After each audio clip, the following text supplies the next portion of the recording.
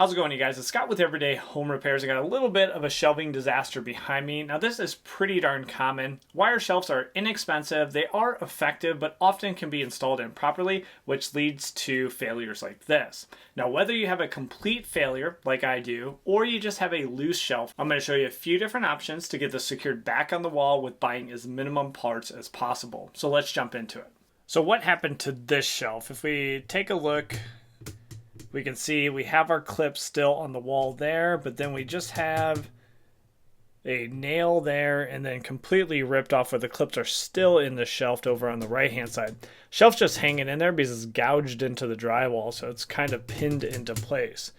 That one where you can see the actual nail here, that was right here. So that actually deformed enough. It pulled the nail through the hole.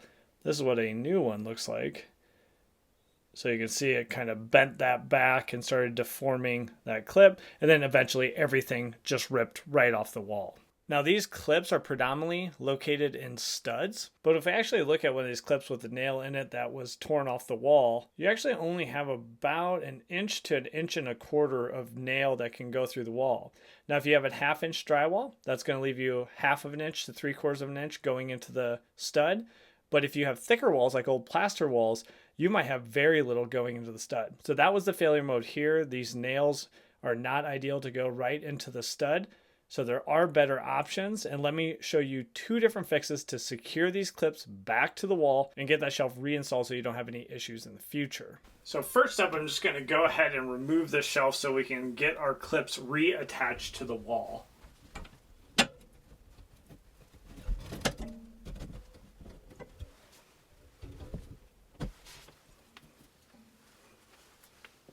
And then I'll also just remove these brackets so we have some space to work.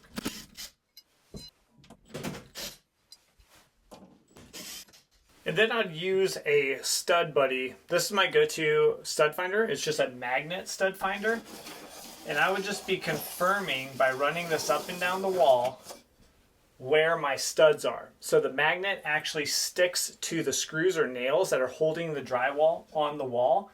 And then that's just going to confirm where your studs are. Then you can just take your tape measure from there and you can kind of measure over 16 inches. And then that's going to be your next stud spacing. If you want, you can also confirm that with your stud finder. But once you do a few of the studs and you know if your house is standard 16-inch spacing, what's called 16 inches on center, or 16 inches between the center points of your studs, then you're pretty confident. Once you find one, you can get that spacing correct.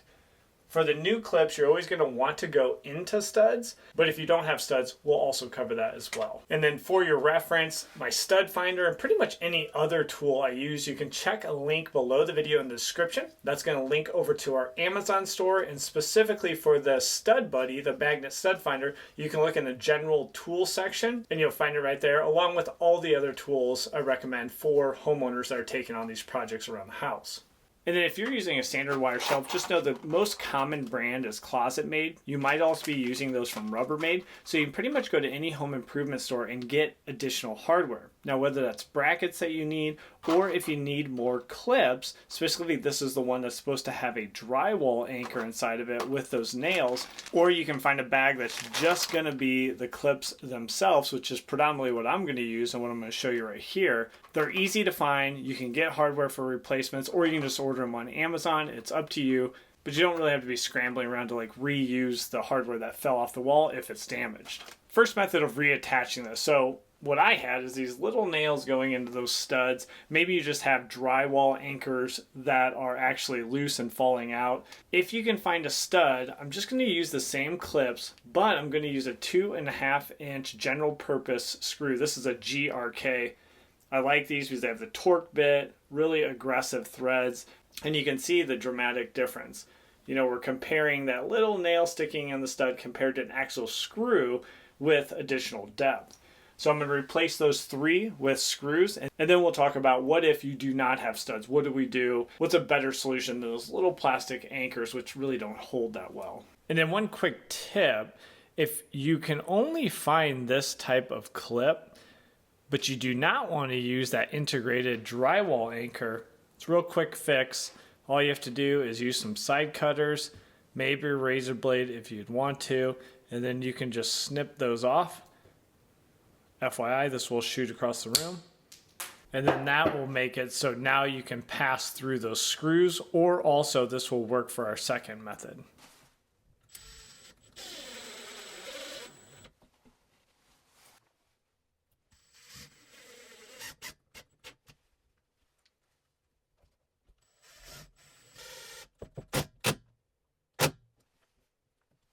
So if you're able to hit studs and support both ends, really that's all you need to get those clips back into place. So I'll set my shelf back into place, pull down to get the back rail set in the clips. So method 2 will address what if you cannot hit the studs. This is going to be most common on the end of the shelves where you just can't hit a stud within a few inches of the end.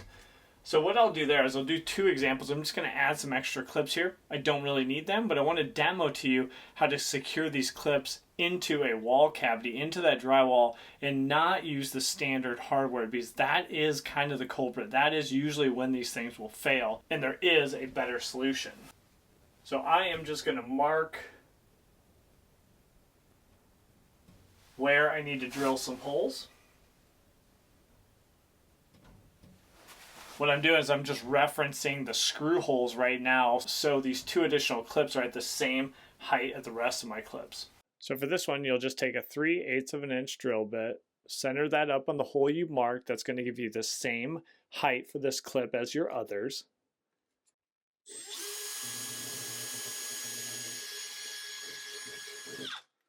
Then we'll just take that clip, insert in a 1/8 of an inch by 3-inch toggle bolt. So we'll install this wing nut here in the end after passing that threaded part through the clip. And then once you have that set, you'll pass it through the 3/8 of an inch hole. And then you'll pass it through until you hear the wings open up on the backside, which just sounds like a little snap. Now once you have that, you need to apply pressure. You need to pull the actual wing nut on the back side towards you, and then start to thread it in as it pulls the clip tight. You can't just spin it in the wall because that wing nut will not tighten.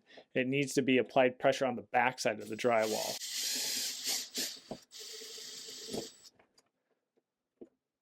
So you just continue to tighten things up, and then once you start getting closer, you have a little play here, so you need to center that up in the 3/8 of an inch hole, making sure it's secure and tight. So that is all there is to it. I put the brackets back in place, and now the shelf is ready to go. Again, I'm always looking for studs. That is my primary focus. I want to secure the clips and then also these brackets to studs if I can.